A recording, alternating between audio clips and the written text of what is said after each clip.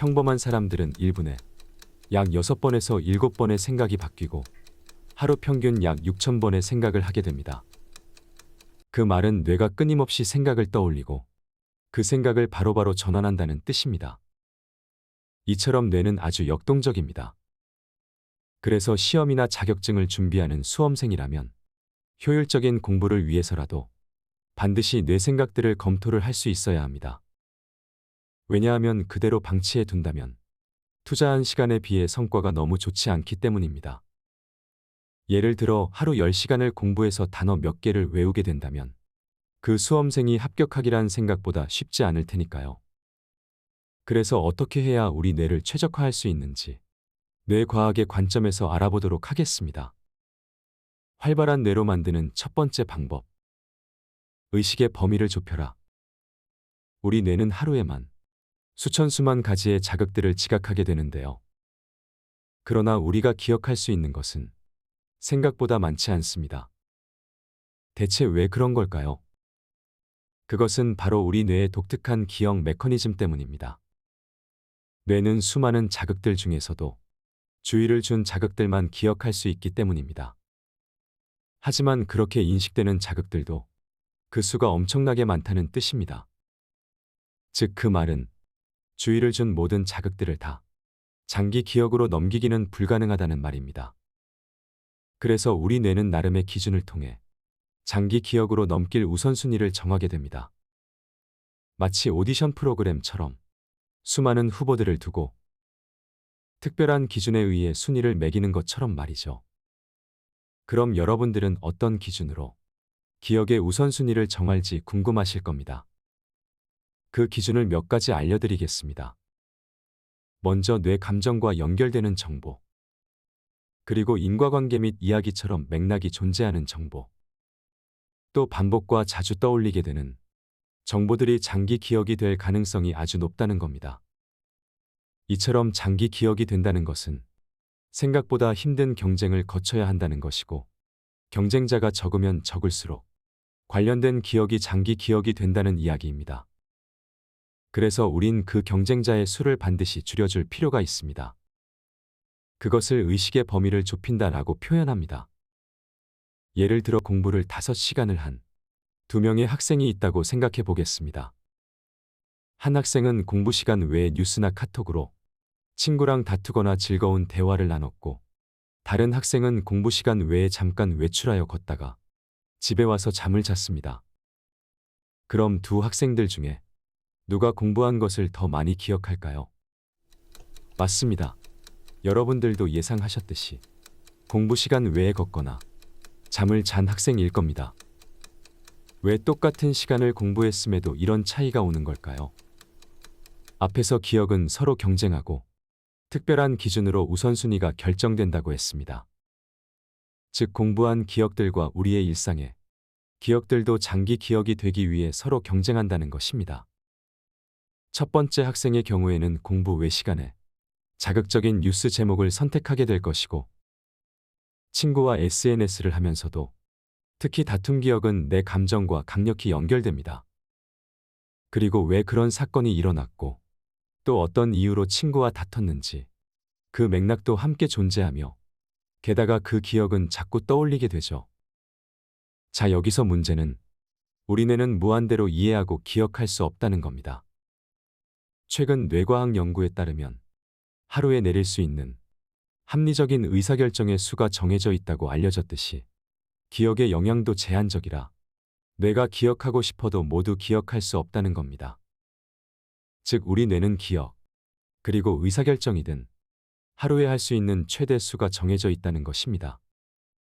이처럼 뇌는 제한된 능력과 용량을 가지고 있는데, 뉴스나 SNS를 통해 의식의 범주를 너무 넓혀버리면 10시간을 공부한들 투자한 시간에 비해 기억할 수 있는 정보는 얼마 되지 않는다는 것입니다. 왜냐하면 장기 기억이 될 막강한 후보들이 너무 많기 때문이죠. 그럼 어떻게 해야 뇌 의식의 범주를 좁힐 수 있을까요? 가장 간단한 방법은 그것만 생각하는 것입니다. 그러나 그렇게 그것만 생각을 하는 것은 거의 불가능에 가깝습니다. 그래서 이거 하나만 지켜달라고 부탁하고 싶습니다. 뇌 감정과 강력히 연결되는 것을 반드시 피하라고 말입니다. 여기서 뇌 감정과 강력히 연결된다는 것은 내가 혐오하는 뉴스 기사를 본다던가 주변 지인들과 다툼 같은 일입니다.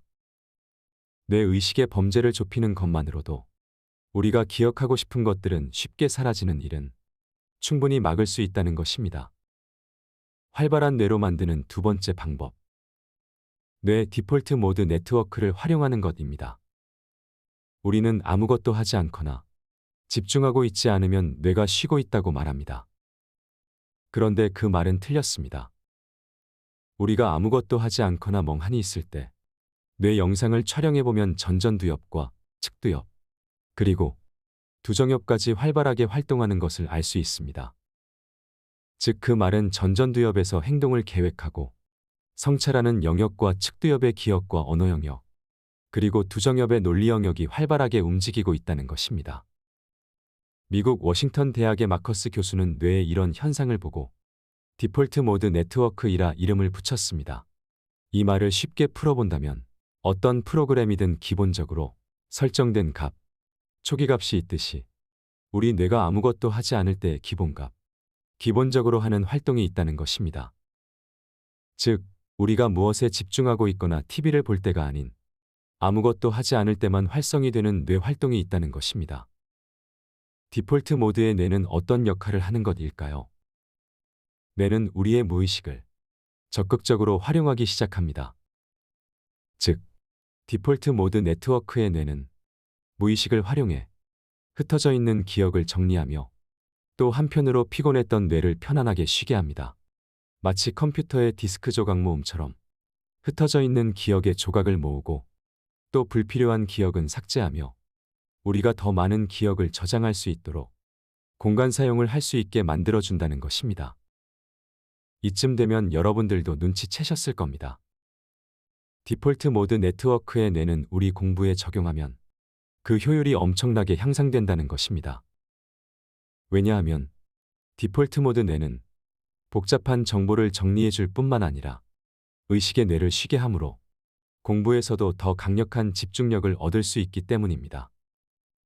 특히 공부를 마치고 잠깐 쉬는 시간에 디폴트 모드를 활성화시킨다면 지금까지 집중했던 의식의 뇌에게 휴식을 주고 무의식의 뇌가 복잡한 기억을 정리하므로 공부의 효율은 배가 될 겁니다.